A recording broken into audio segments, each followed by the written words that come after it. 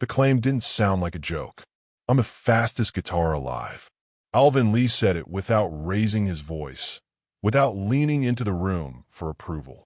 It was stated the way some people state facts they've repeated long enough to stop questioning. Not bravado, not performance. Assumption.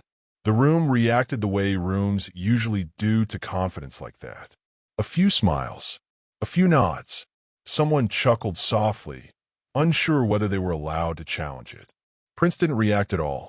He was seated slightly apart from the group, guitar resting across his leg, but untouched. His posture wasn't passive. It was contained, as if everything he needed was already in place. Alvin continued speaking, not addressing Prince directly. "Speed's misunderstood," he said. "People think it's chaos. It's not. It's clarity. If you're fast enough, nothing can catch you." Prince looked up then, not sharply, not defensively, just attentive. That shift alone changed the temperature. Alvin noticed. He smiled, the way musicians do when they sense an opening. "You know what I mean," he added, finally turning toward Prince. "There's a ceiling for everyone." The word lingered longer than he intended. Prince didn't respond. Silence followed, not the awkward kind, but the kind that makes people aware of their own breathing. Someone shifted a chair. Another adjusted a cable that didn't need adjusting. Alvin cleared his throat. "I'm not saying it's everything," he said, softening slightly. "But when it comes to raw ability..." Prince stood.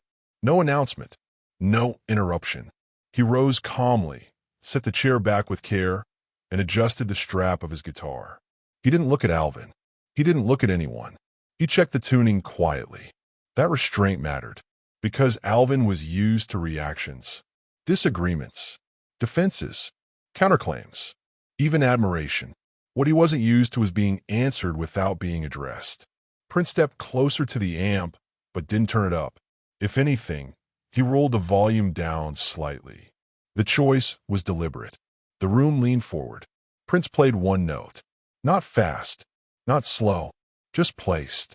It hung in the air longer than expected, not because it was loud, but because nothing rushed to replace it. Prince let it bend just enough to feel unstable, then allowed it to settle on its own. Alvin frowned, barely. Prince followed with a short phrase. 3 notes, maybe 4. Not a run, not a flourish. Each note arrived with space around it, like punctuation rather than decoration. Alvin watched closely now. This wasn't speed. Prince wasn't chasing anything. That was the first problem. Prince shifted gears without warning.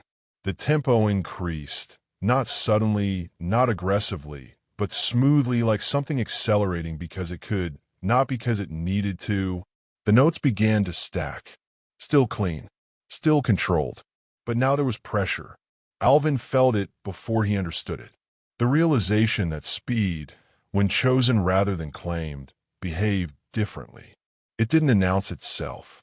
It appeared already formed. Prince accelerated again. Not linearly, strategically.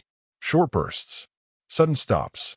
A flurry of notes that seemed reckless until they resolved perfectly, then vanished just as quickly. The room stopped reacting. No smiles, no nods, just attention. Prince wasn't racing forward. He was circling. Alvin's jaw tightened slightly. Prince hit a rapid sequence now, faster than anything Alvin had demonstrated earlier, but he didn't linger there. He exited the run immediately, landing on a sustained note that felt almost calm by comparison. That contrast was devastating. Speed wasn't the point anymore. Control was. Prince slowed down again, let the sound thin, then, without warning, exploded into another burst, shorter this time, sharper. The kind of speed that felt intentional rather than impressive. Alvin swallowed. He realized something uncomfortable. This wasn't a response to his claim. It was a reframing of it. Prince wasn't proving he could be faster. He was showing that speed only mattered when it obeyed something else. The final phrase came quietly, almost gently. Prince let it fade completely before lifting his hands from his strings. No flourish, no ending chord. Silence returned to the room like it had been waiting. Alvin didn't speak. Not because he didn't want to, because there was nothing precise enough to say.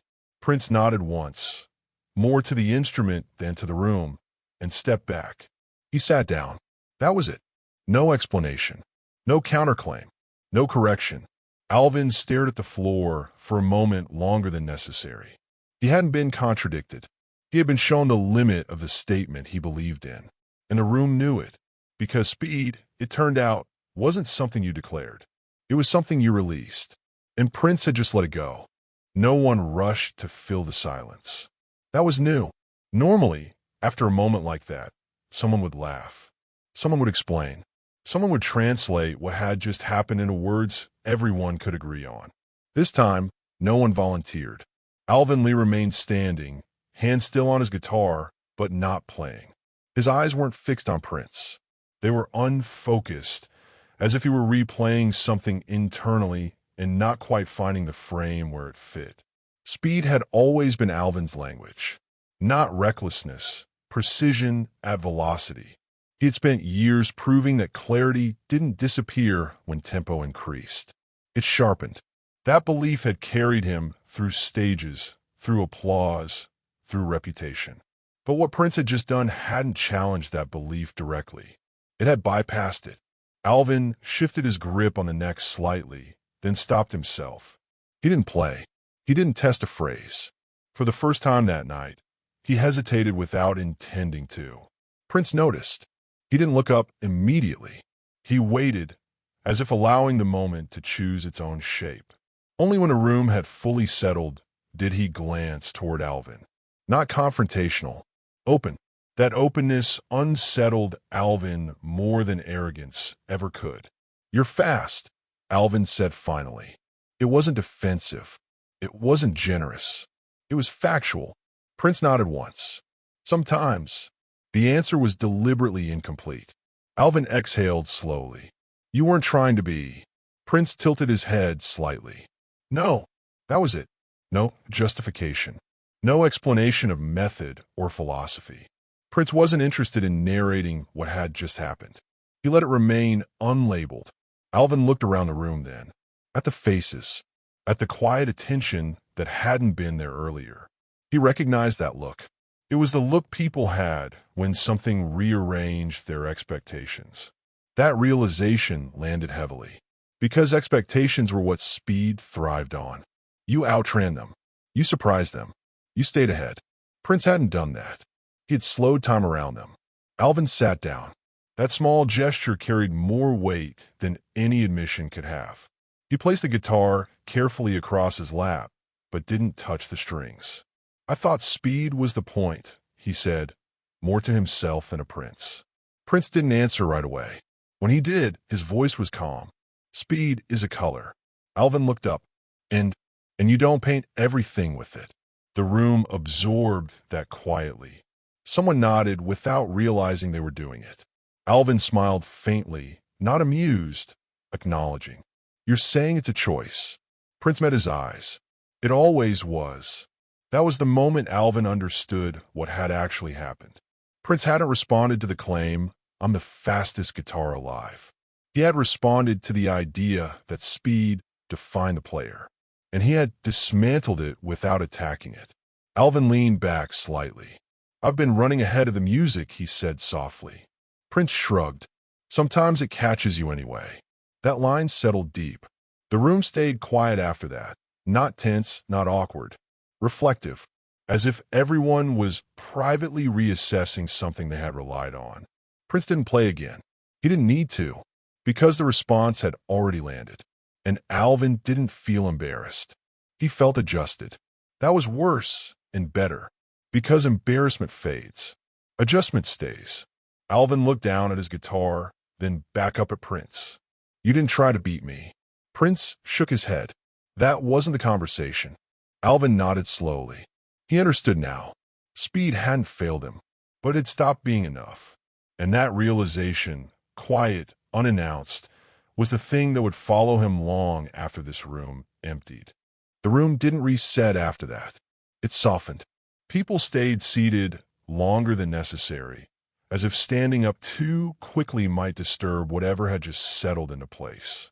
No one reached for another demonstration. No one asked for clarification. That restraint was unusual. Alvin Lee sat quietly now, guitar still across his lap. He wasn't inspecting it. He wasn't tuning. He was thinking, not about speed, but about timing. About when something mattered. Prince leaned back slightly in his chair, hands resting loosely, posture relaxed. He didn't occupy the center of attention. He didn't withdraw either. He was present without claiming space. Alvin broke the silence again, but his tone had changed. You know, he said, I always thought hesitation was the enemy. Prince looked at him, attentive. Alvin continued, if you slowed down, you gave the moment a chance to pass you. Prince nodded. Sometimes the moment waits. That idea unsettled Alvin more than any technical critique ever had, because it suggested that music wasn't a race against time, but a negotiation with it. Alvin glanced at the others in the room. Did you feel it? He asked, almost apologetically. No one answered immediately. Then someone said, quietly, it felt like the music wasn't in a hurry anymore. Alvin absorbed that. He realized then that his claim, the fastest guitar alive, had always depended on urgency, on the idea that something was chasing him. Prince had removed that chase entirely. Alvin picked up his guitar again, slowly. He played a short run, not fast, not slow. Careful. He let it end without resolving it. Then he stopped. The silence that followed felt heavier than before. Alvin waited. Nothing rushed in to replace it. Prince watched without interrupting. Alvin looked up. That's uncomfortable. Prince smiled faintly. That's where listening starts. Alvin nodded. I've been filling space so it wouldn't get quiet. Prince replied evenly. Quiet doesn't mean empty. That distinction stayed in the air. Alvin tried again. This time, fewer notes. More space. He resisted the urge to accelerate. It felt exposed, but it also felt honest. When he finished, he didn't look around for approval. He looked at Prince. Prince gave a small nod. Not praise. Recognition. Alvin exhaled, almost relieved. I see what you did now. Prince tilted his head. What do you see? Alvin thought carefully. You weren't showing speed. You were showing choice. Prince nodded. Choice is slower. That sentence landed with quiet force. Because Alvin knew it was true. Speed had always been his refuge. His certainty. His identity. Choice required restraint. And restraint required patience. Both were riskier. The room began to empty slowly after that. Conversations resumed, but they were different. Less technical. More reflective. Alvin stayed seated until nearly everyone had left. When he finally stood, he looked at Prince again. I didn't expect this tonight. Prince stood as well. Neither did I. Alvin smiled faintly. I thought I was making a statement. Prince met his gaze. You were. Alvin waited. Prince finished calmly. Just not the one you thought. That was enough. They shook hands, not ceremonially, not dramatically. Just briefly. Two musicians acknowledging a moment without trying to frame it. As Alvin walked toward the door, he paused. You didn't take anything from me, he said. Prince replied quietly, I wouldn't. Alvin nodded. You gave me something instead. Prince didn't answer. He didn't need to, because what had been given wasn't something you could point to. It was something you carried. And Alvin Lee knew, with growing certainty, that the way he approached speed, how he used it when he trusted it, would never return to what it had been before. Not because he'd been outplayed, but because he'd been shown another way to listen. The change didn't arrive with drama. It arrived later. Alvin Lee noticed it first during rehearsal, days after the room had emptied. His hands moved as they always had, fast, precise, but something inside him resisted pushing further. Not hesitation, consideration. He paused longer between phrases. That pause felt unfamiliar. For years, speed had been his shield. If he stayed ahead of the music, nothing could corner him. Now the idea of waiting felt less like vulnerability and more like curiosity. He tried it. A run began, then stopped halfway, not because he couldn't finish it, but because he chose not to. The silence afterward felt heavier than the notes had. Alvin frowned, then smiled faintly. This was new. On stage, the shift showed itself subtly. Audiences still cheered when the tempo climbed, but they leaned in more when it didn't. When Alvin let a phrase breathe instead of racing through it, something in the room responded differently. He felt it. The music wasn't chasing him anymore. It was meeting him. Prince, meanwhile, never followed up. No message, no explanation, no claim of influence. That absence mattered, because it kept the moment intact. Alvin realized that what had unsettled him wasn't being challenged, but being unchallenged. Prince hadn't tried to outpace him. He hadn't argued with his identity. He had stepped around it. That kind of response left nowhere to defend. Weeks later, a younger guitarist asked Alvin about speed during a casual conversation. "How do you get that fast without losing control?" he asked. Alvin paused before answering. "I don't think about speed first anymore," he said. "I think about where it belongs." The guitarist looked confused. Alvin smiled. "It doesn't belong everywhere." That answer surprised him as much as it surprised the listener, because it meant the shift had stayed. He thought again of that night, not with discomfort, but with clarity. Prince hadn't taken anything from him. He hadn't diminished the years of discipline that had shaped his playing. He had reframed their purpose. Speed wasn't the destination. It was a tool, and tools worked best when you chose them carefully. Alvin picked up his guitar later that night and played alone. No audience, no expectations. He let notes arrive slowly, then allowed a brief surge of speed, just enough to feel it, not enough to dominate. It felt balanced. For the first time in a long while, he wasn't proving anything. He was listening, and somewhere in that quiet, Alvin understood what had really happened. Prince hadn't responded to a claim. He had responded to an assumption. That speed defined the player. Once that assumption dissolved, everything else rearranged itself. The room was gone. The moment had passed, but the adjustment remained. The moment was never revisited. There were no interviews where it was framed as a turning point. No quotes pulled out of context. No story polished enough to become legend while it was still warm. That was appropriate, because what happened didn't belong to an audience. It belonged to understanding. Alvin Lee continued to play fast. That never disappeared.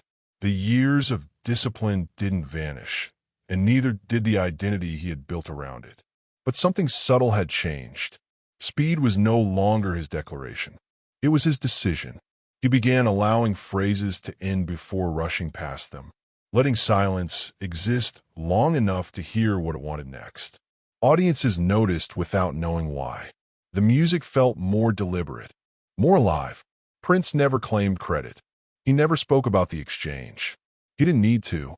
His response hadn't been designed to impress or correct. It had been designed to listen. And listening, when done honestly, has consequences. Years later, when asked about the nature of mastery, Alvin didn't talk about technique or velocity. He paused. Then he said, "The fastest thing you can do is know when to stop." He didn't explain where that thought came from. He didn't have to, because the truth was simple. Prince hadn't taken speed away from him. He had given it meaning. There was no victory in that room, no defeat, just a quiet recalibration that followed Alvin long after the sound had faded. And that kind of change doesn't ask to be remembered. It reveals itself every time the hands slow down just enough to let the music breathe. That was Prince's response, and it left no room for words.